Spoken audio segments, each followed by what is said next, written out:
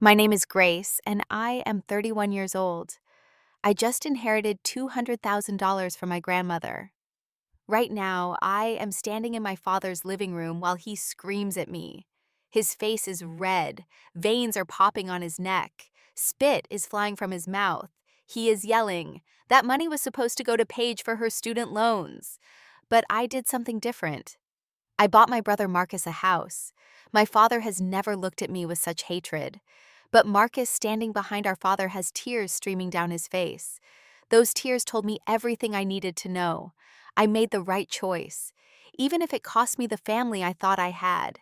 Before I explain why I did what I did, tell me in the comments where you are watching from today. And if you have ever felt invisible in your own family, hit that like button and subscribe. Because this story is for everyone who has ever been the forgotten child. Now, let me take you back to the beginning. I grew up in suburban Pittsburgh, Pennsylvania. I was the middle child of three. My older sister Paige is 34 now. I am 31. And my younger brother Marcus is 27. Our father is Donald Sullivan. He is 62 years old, a retired factory supervisor. He has always been strict and old-fashioned. Our mother was Lorraine Sullivan.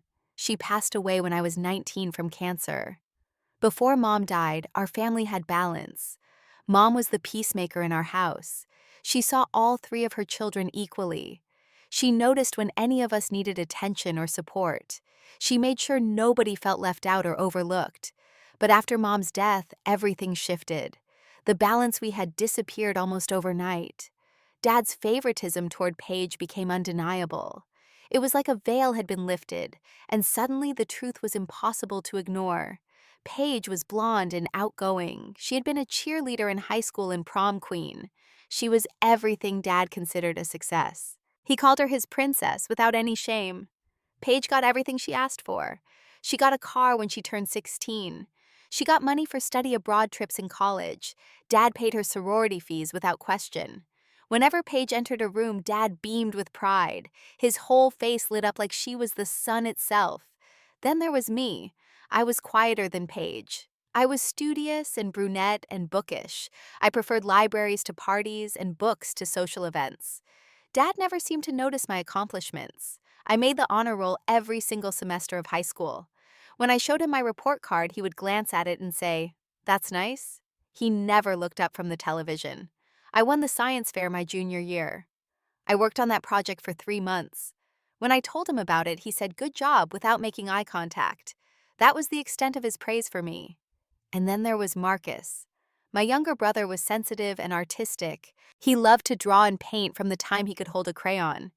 But Dad was openly disappointed that Marcus was not more masculine. He mocked Marcus's art constantly. He called it doodling like it was worthless. He pushed Marcus towards sports that my brother hated. Football, basketball, baseball. Marcus tried them all just to please Dad, but he was miserable. Marcus and I bonded over being the invisible children in our family. We understood each other in a way that Paige never could. We knew what it felt like to try our hardest and still not be seen. We became each other's support system when it became clear that our father only had eyes for one child. Our mother's mother was named Eleanor Patterson. She lived in a small town in Ohio, about 2 hours from Pittsburgh. After Mom died, Grandma Eleanor became a refuge for Marcus and me. We visited her every summer. Sometimes we spent holidays there too.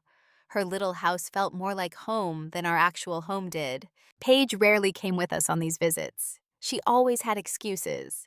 "Too boring," she would say. "There's nothing to do there." But Marcus and I loved it. Grandma Eleanor's house was peaceful. It was filled with love and acceptance. There was no competition for attention because Grandma gave us all the attention we needed.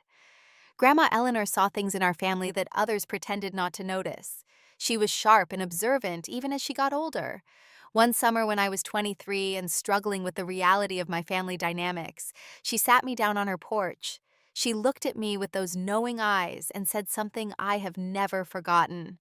"Your father loves Paige the way he loved his own reflection." She told me, "He sees himself in her. You and Marcus remind him of your mother. That's not your fault. And it's not a flaw." Those words helped me understand something I had been trying to figure out for years. Dad did not love us less because of anything we did wrong. He loved us less because we reminded him of someone he lost. It was unfair, and it was painful, but at least it was an explanation. Grandma Eleanor encouraged my education when Dad would not. When I wanted to go to nursing school, Dad refused to help pay. He said he needed to save money because Paige needed it for her MBA.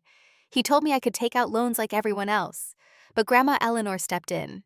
She helped pay for my nursing school when my own father would not. She also supported Marcus's dreams of going to art school.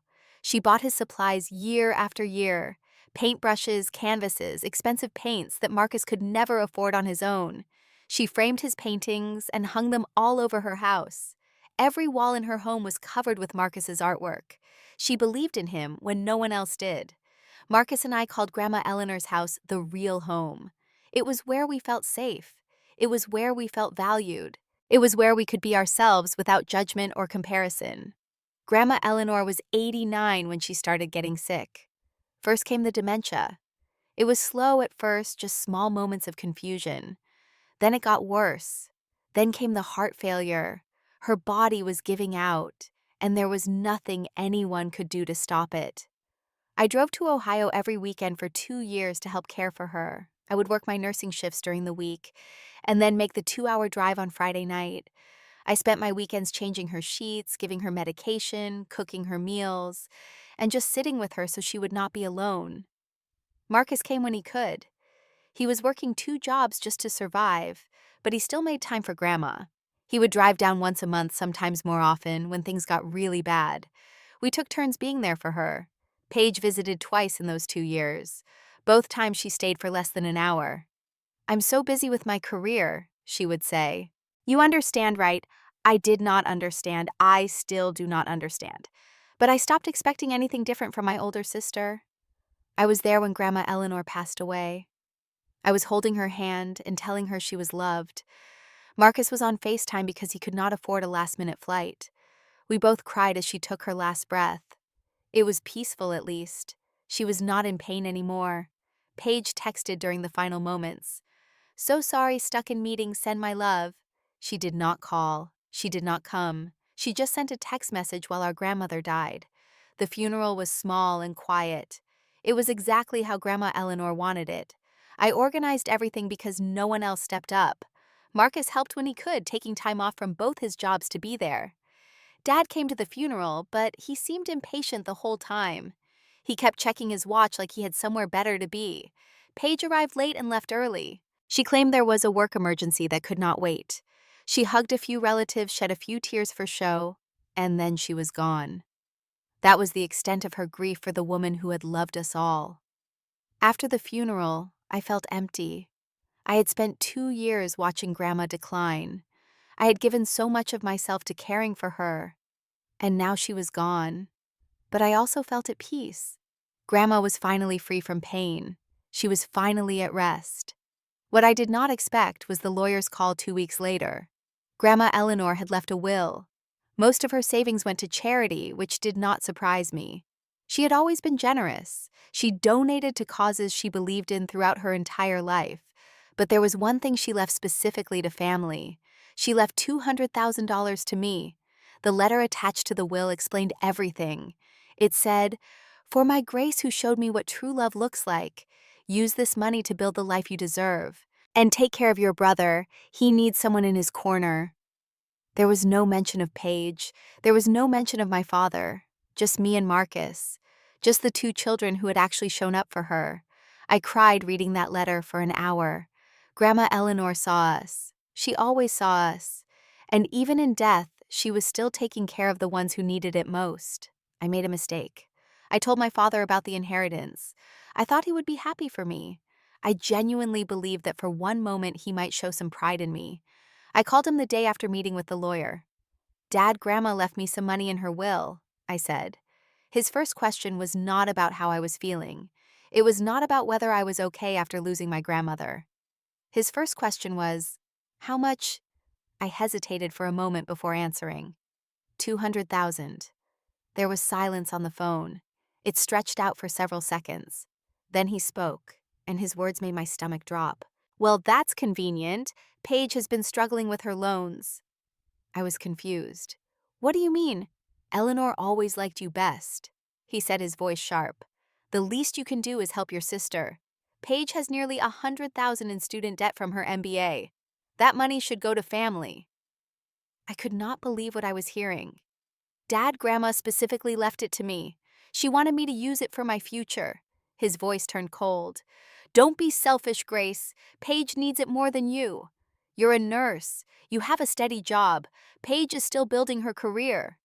I hung up the phone feeling sick. I had not even processed my grief yet. I was still mourning the woman who had been more of a parent to me than my own father. And already my family was demanding my inheritance. The next day, Paige called.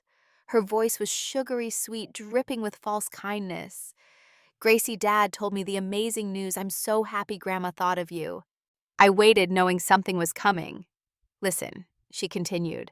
I was thinking, since we're sisters and all, maybe you could help me out with my loans, just until I get back on my feet. Paige, I haven't even decided what to do with the money yet, I said. Her voice hardened instantly. The sweetness disappeared like it had never been there. Grace, I have almost $100,000 in debt. You know how hard I worked for my MBA? And you're just going to sit on that money while your sister drowns. Something snapped in me. You bought a BMW last year, I said. You went to Cabo twice this year. You're not drowning. Paige exploded. How dare you judge my choices? I work hard. I deserve nice things. You've always been jealous of me. This is just more proof. I ended the call with my hands shaking. The audacity was breathtaking. My sister lived a luxury lifestyle and had the nerve to call herself drowning. Then the texts started coming. Relatives I barely talked to suddenly had opinions about my inheritance. Aunt Dorothy sent a message. Paige told me about the inheritance. Family helps family, dear. Cousin Beth weighed in. Must be nice to have Grandma play favorites. Paige deserves some of that money. Dad's brother, Uncle Rick, sent the most judgmental one. Your father is very disappointed in your attitude. I realized what was happening. Paige had launched a full campaign against me. She was turning the entire extended family against me. She was making me the villain for wanting to keep my own inheritance, the inheritance that had been left specifically to me by a woman who loved me. While all of this pressure was building about Paige's student loans, nobody mentioned Marcus. Not a single person asked about my younger brother or how he was doing. It was like he did not even exist in the family conversation about money.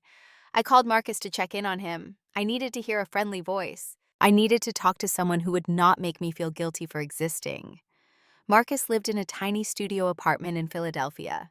He worked as a graphic designer for a small company that barely paid him enough to survive. On top of that, he did freelance illustration work on the side just to cover rent. His car had broken down last month and he could not afford to fix it. He was taking the bus everywhere now. Marcus, how are you really doing? I asked him.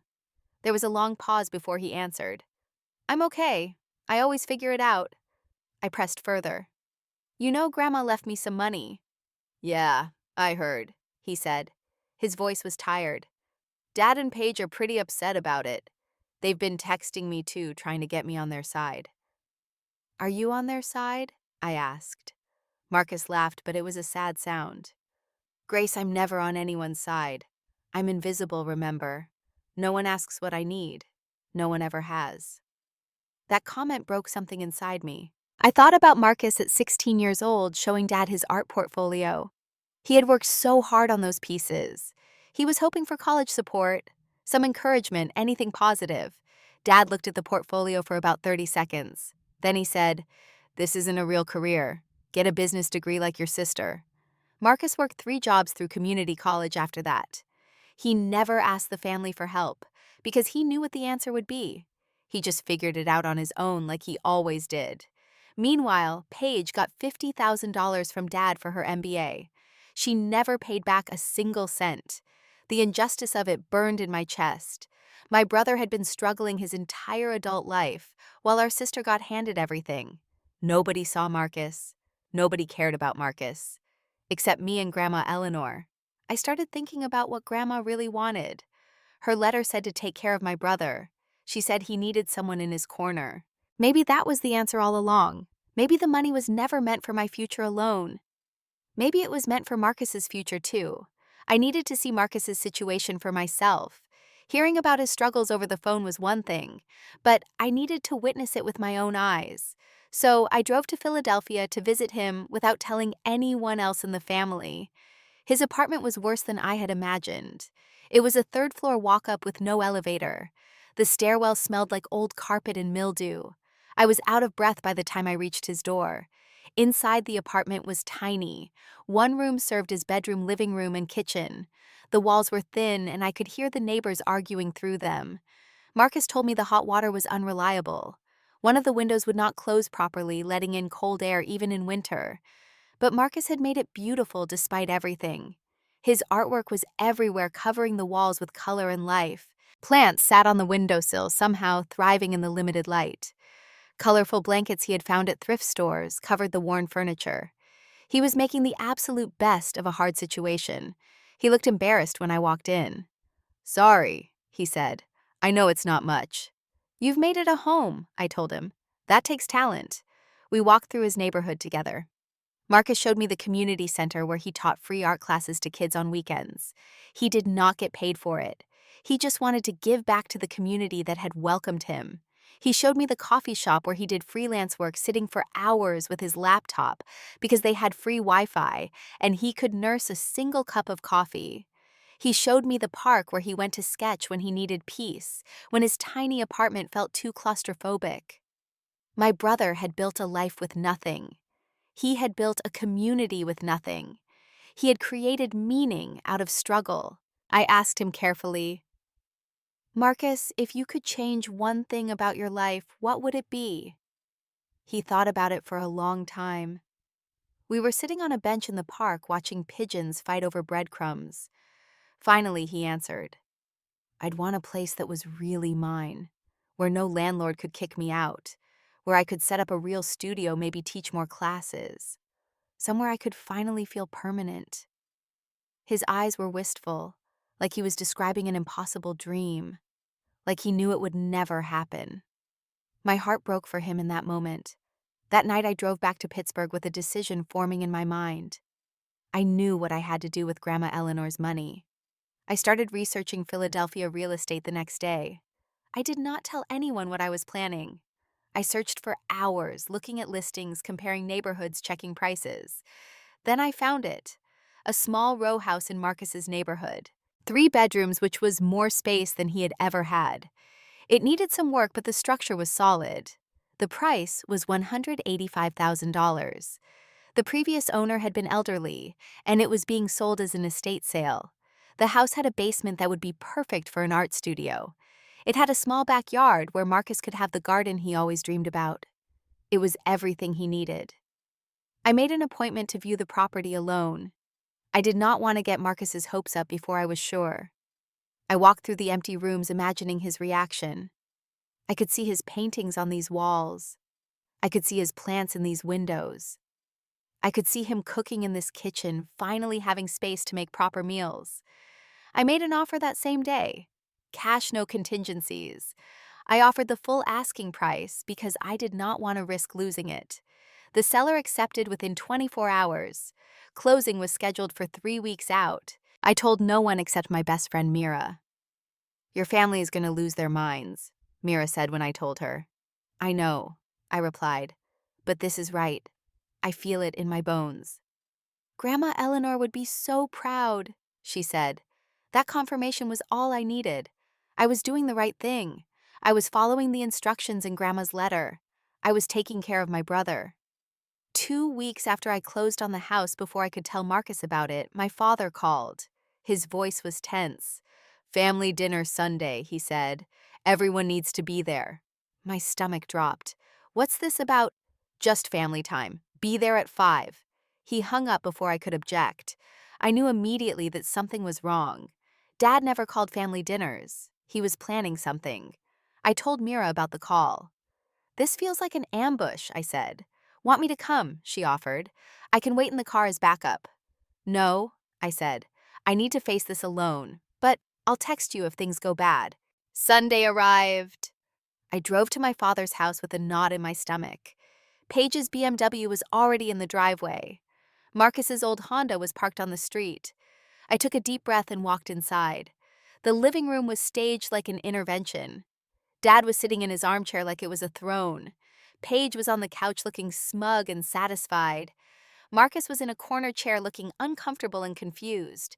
Uncle Rick and Aunt Dorothy were there too, sitting on the love seat. "What is this?" I asked. "Sit down, Grace," Dad said. "We need to discuss Eleanor's money, as a family." I sat down, my heart pounding. I looked around at the faces staring at me. This was definitely an ambush.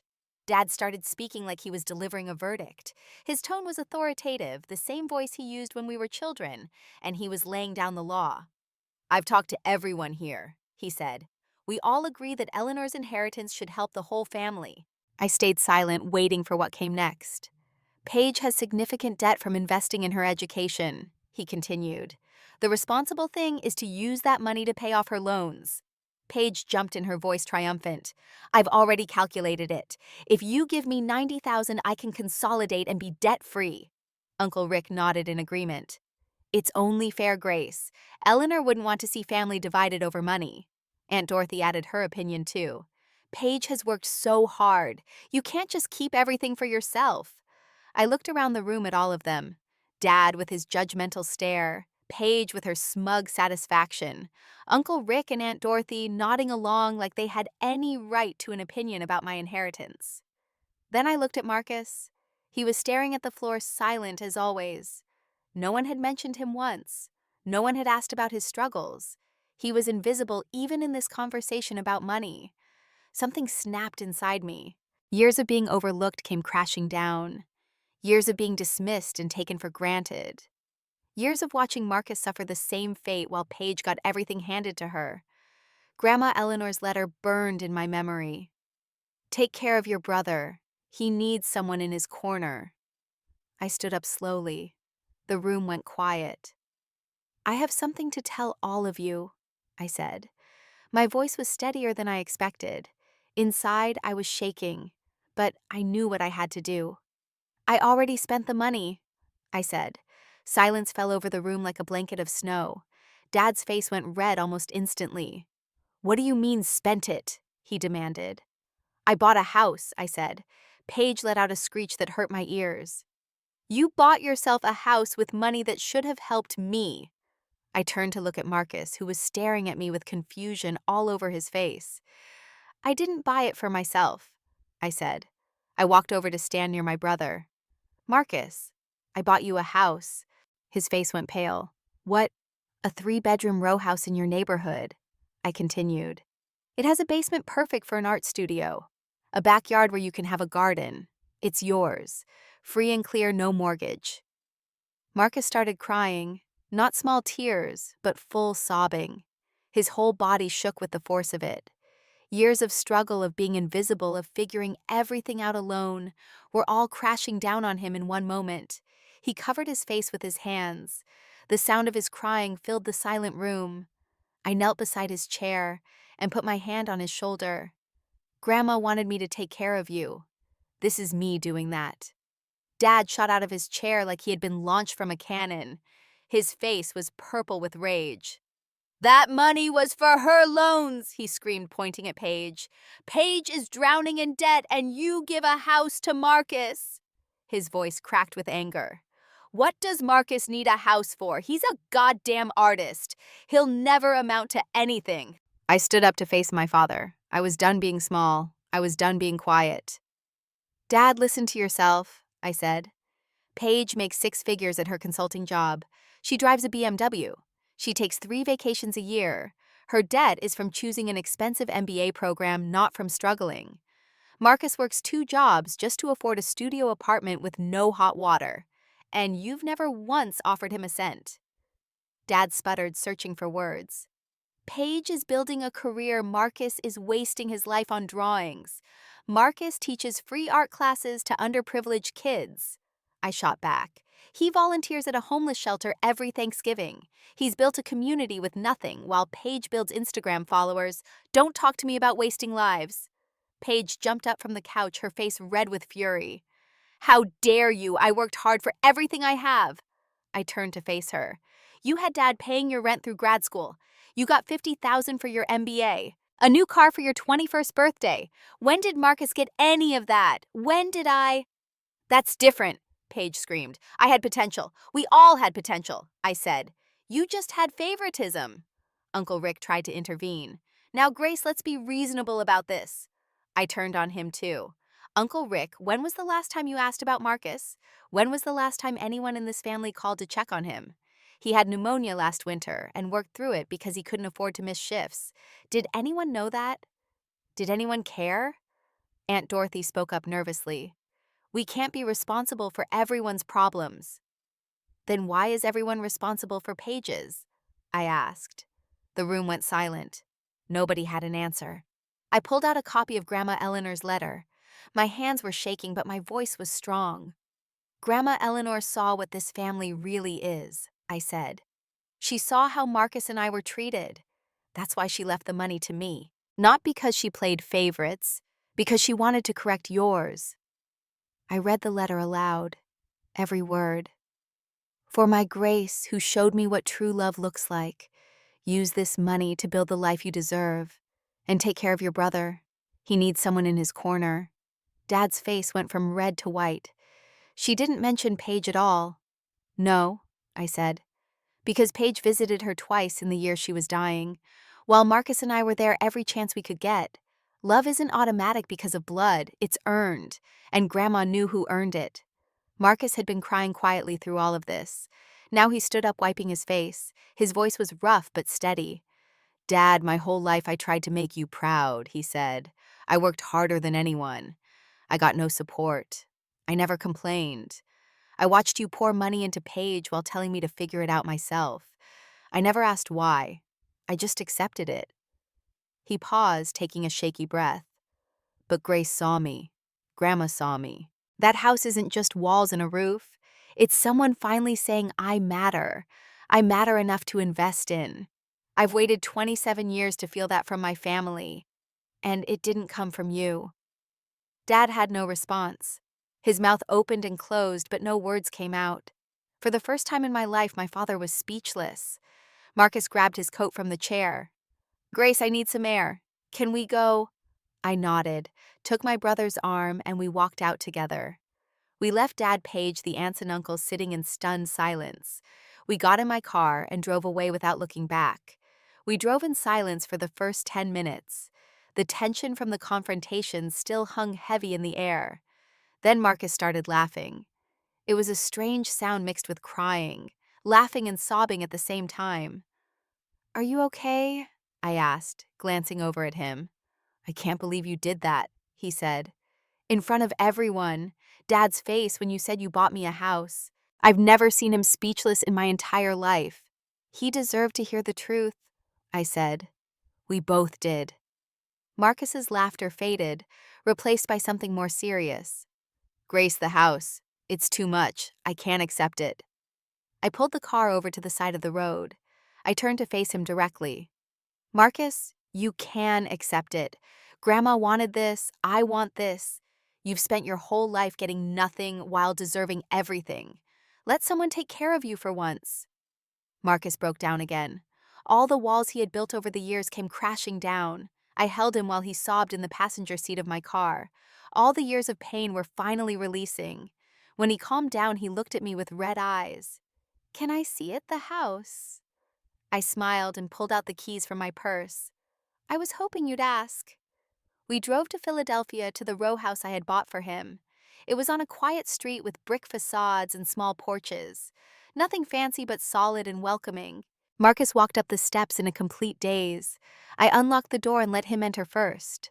The inside was empty, just hardwood floors and bare walls, and afternoon light streaming through the windows. But I could see Marcus's mind working already, imagining the possibilities.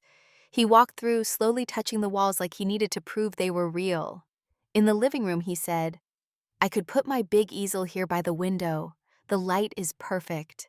In the kitchen, he said, real counter space. I could actually cook meals, real meals. He walked to the back door and stepped into the small backyard. A garden, he whispered. Grace, I could grow tomatoes. I've always wanted to grow tomatoes. Then we went to the basement. He stood at the top of the stairs for a long moment, unable to speak. When he finally found his voice, it was barely a whisper. A real studio. I've dreamed about having a real studio my whole life.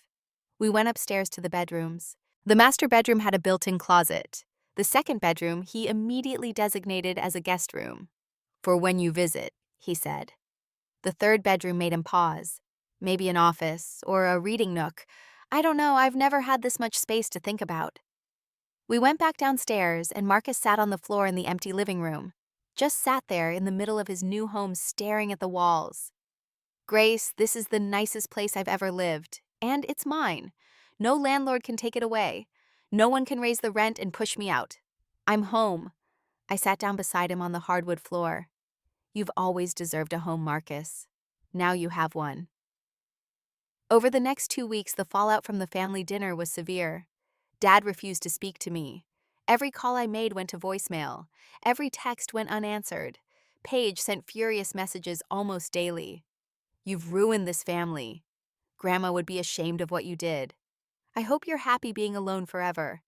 I blocked her number after the 5th hateful text. Some extended family members took sides as expected. Aunt Dorothy was firmly Team Paige, sending passive-aggressive messages about family loyalty. Uncle Rick wrote me a formal letter calling me selfish and ungrateful. But there were surprising allies too. Cousin Nathan, who was Uncle Rick's son and someone I barely knew, reached out to me directly. I saw how they treated Marcus at every family gathering, he said. You did the right thing. Mom's old friend Paula called me one afternoon. Your mother always worried about Marcus, she told me. She saw how your father overlooked him. She would be so proud of you for stepping up. I realized something important during those weeks. The family that mattered was not necessarily the loudest. The people worth keeping were the ones who valued truth over comfort. Dad finally called 3 weeks after the confrontation. His voice was tired, not angry. Some of the fire had gone out of him. Grace, I don't understand why you did this, he said. Because someone had to, I replied. Because Marcus deserved it. Because you never gave him a fair chance. I've always loved all my children equally, he said. Dad, you paid for Paige's MBA and told Marcus art was a waste of time. That's not equal. There was a long silence on the phone. When he spoke again, his voice was quieter. Maybe I made some mistakes. Maybe, I said. He sighed heavily. I don't want to lose my daughter over this. Then start seeing your son, I said. Really seeing him. That's the only way forward. He hung up without promising anything. I did not expect miracles. But I had planted a seed. What he did with it was up to him. About a month after the confrontation, interesting news reached me through cousin Nathan. Paige's financial situation was not what she had claimed. Her consulting job paid well over $100,000 a year.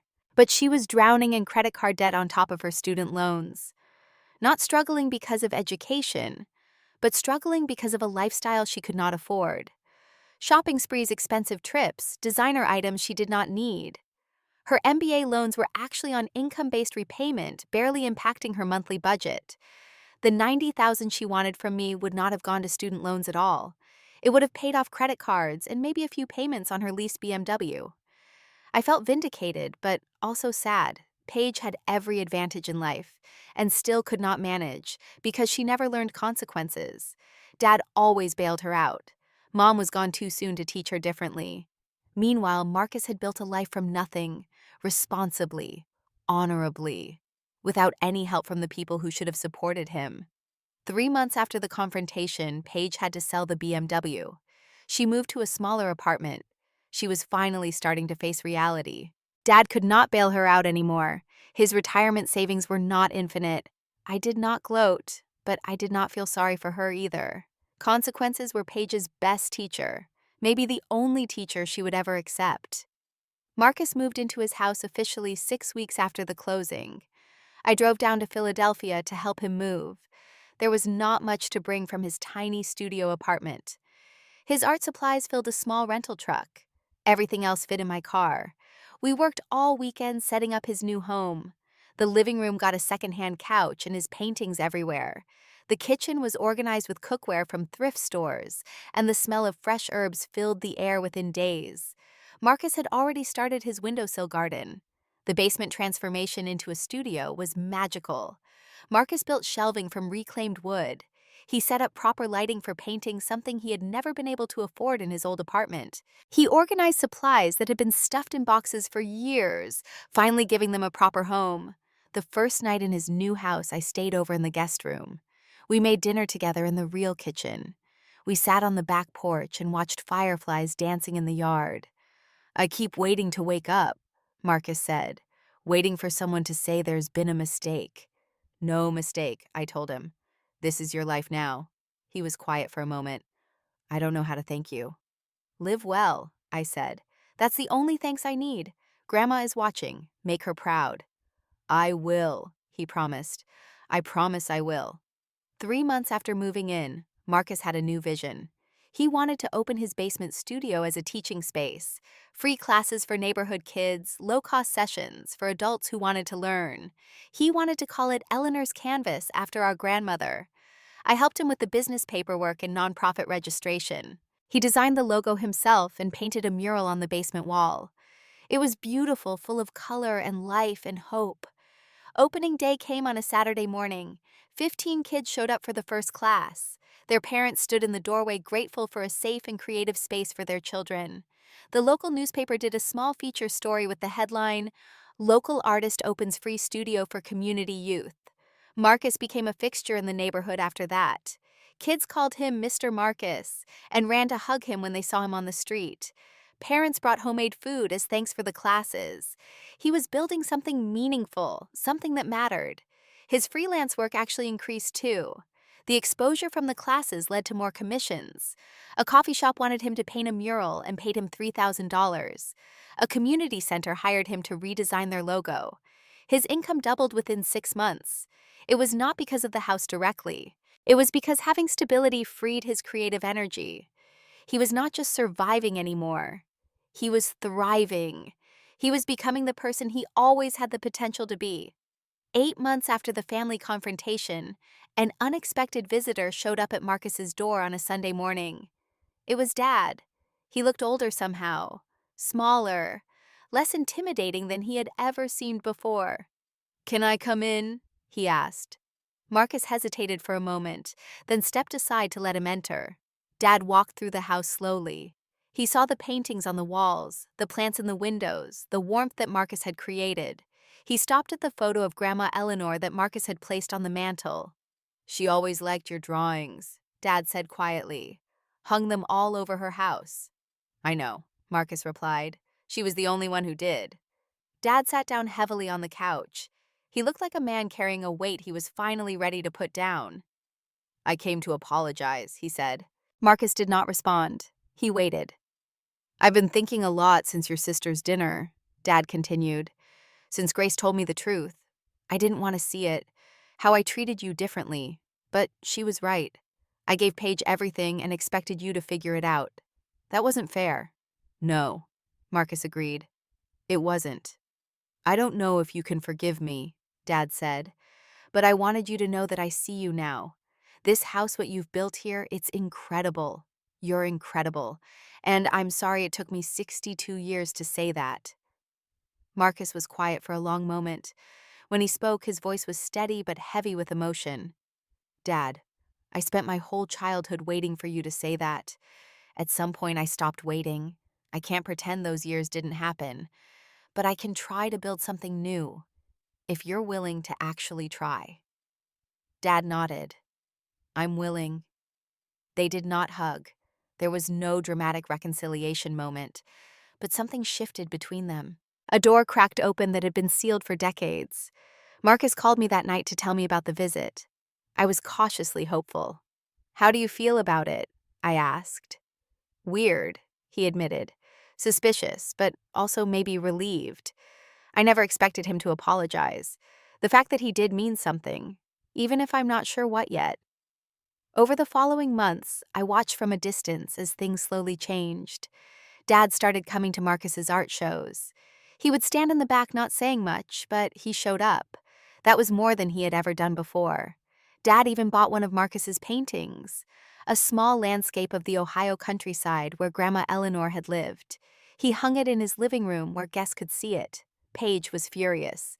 "You're rewarding him for turning Grace against us," she complained. Dad's response surprised everyone. Grace didn't turn anyone against anyone. She showed me something I should have seen myself. Paige and Dad's relationship became strained after that. Paige could not handle not being the favorite anymore. Eventually, she would have to grow too. Or she would not. That was her choice to make. My relationship with Marcus deepened in ways I never expected. We talked weekly and visited monthly. He became my best friend, my true family. The house had given him more than stability. It had given him permission to exist fully. Watching him bloom was the greatest reward I could have asked for. One year after Grandma Eleanor's passing, I drove to Ohio to visit her grave. The cemetery was quiet and peaceful, just the way she would have liked it. I brought yellow roses, her favorite flowers. I sat on the grass beside her headstone and talked to her like she could hear me. "Grandma, I did what you asked. I took care of Marcus. You should see him now. He has a home, a studio, a community. He's teaching kids to paint just like you taught him. Dad is trying to make things right. It's awkward and imperfect, but it's progress. Paige is still Paige, but maybe one day she'll wake up. And me, I'm okay. Better than okay, actually." I paused, feeling the breeze on my face. I learned that standing up for what's right is hard. Family gets angry. Relationships break. But the relationships worth having are the ones that survive truth. Thank you for seeing me, Grandma. Thank you for trusting me with Marcus. I hope I made you proud. The wind rustled through the cemetery trees. I felt warmth on my face like a blessing from somewhere beyond. I stayed until sunset, then drove home feeling at peace with everything. The year had not been easy for me either. My work as a nurse was demanding and emotionally draining. Some days were harder than others, but I found new purpose after everything that happened with the inheritance. I started volunteering at a community health clinic in my spare time. I helped patients who fell through the cracks of the healthcare system, people who were overlooked just like Marcus and I had been overlooked. I understood them in a way that felt personal. My experience with my brother changed my perspective on many things. On family, on loyalty, on what I owed the world. Generosity was not just about money. It was about seeing people who were invisible to everyone else. I started dating someone new during this time. His name was James, and he was 33 years old, a middle school English teacher. We met at Marcus's studio opening. He loved literature and had kind eyes and a gentle sense of humor. James loved that I had stood up for my brother. "Most people wouldn't risk family anger for what's right," he told me. "You did. That says everything about who you are." We took things slow. Both of us had been hurt before and were cautious about trusting again, but it felt different than my previous relationships. James saw me, really saw me, the way Grandma did, the way Marcus did. That was the pattern now. I was surrounding myself with people who valued truth over comfort, people who showed up when it mattered.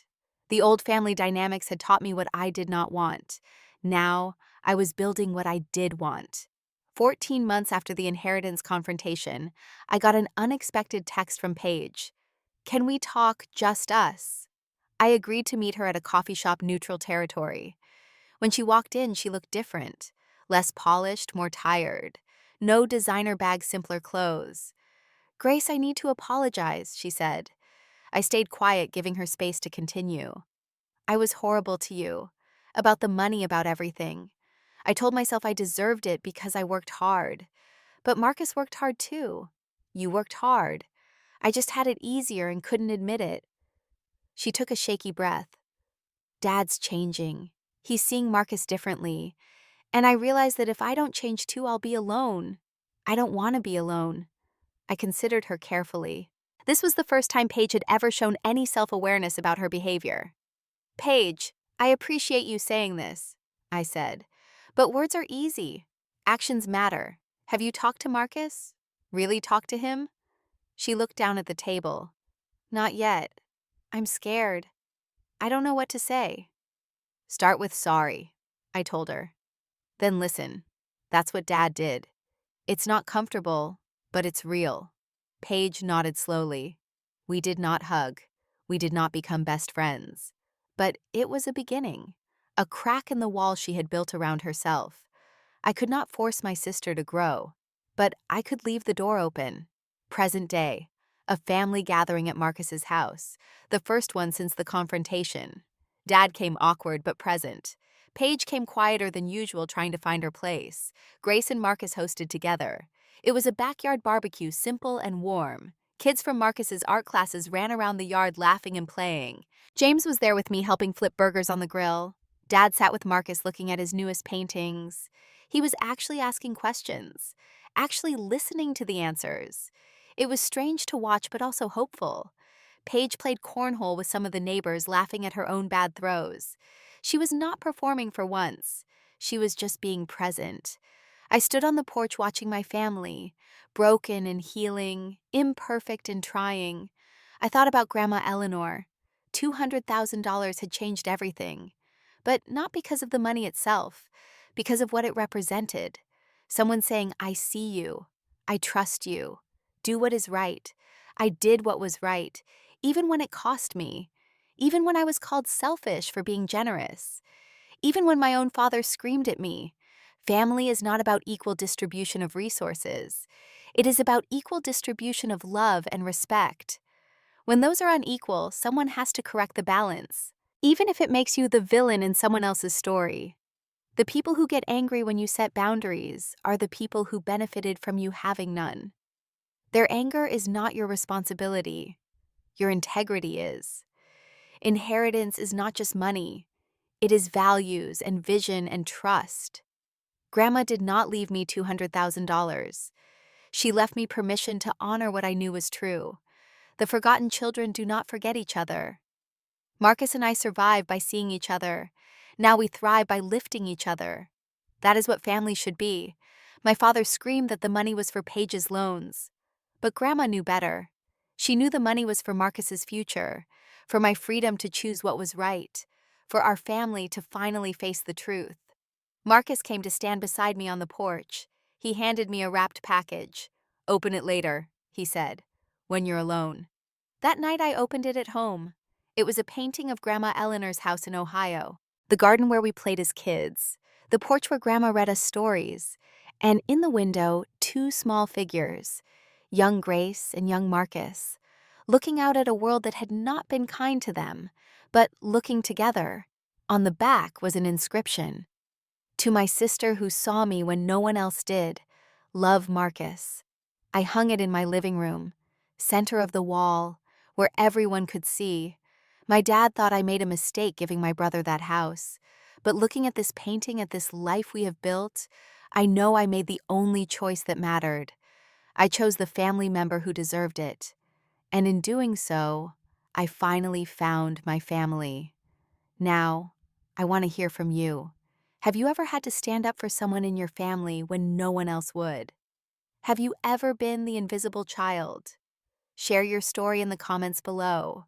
I read every single one. If this story touched your heart, please hit that like button. It helps more than you know. And if you have not already subscribed to this channel so you do not miss more stories like this one, share this video with someone who needs to hear it today. Maybe a sibling who has been overlooked, maybe a friend who is struggling with family dynamics. Sometimes knowing you are not alone makes all the difference. Thank you for watching. Thank you for listening. Thank you for being part of this community. May you always have the courage to do what is right even when it is hard. May you always see the people who are invisible to others. And may you always know your own worth, even when the world tries to make you forget. Until next time, take care of yourselves and each other.